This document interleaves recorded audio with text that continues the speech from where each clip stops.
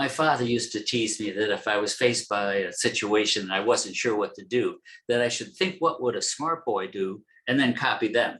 He thought this was wonderfully funny. I thought it was reasonably funny.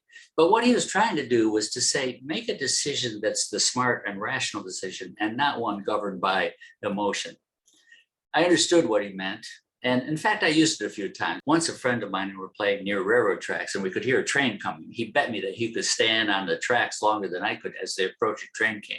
I thought about it for a minute. I said, that's just plain stupid.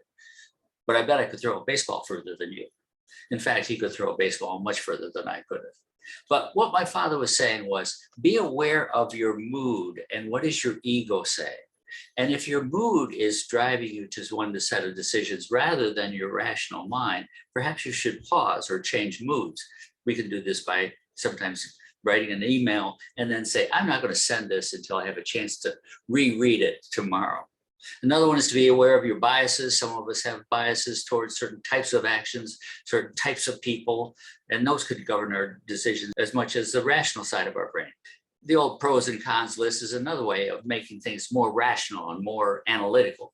There was a University of Michigan study that found that students given a chance to think about a problem, and they were asked first to frame the question as though it were someone else's problem. What this forced them to do was to look at it from multiple perspectives, be less emotional, and clarify the fundamental question.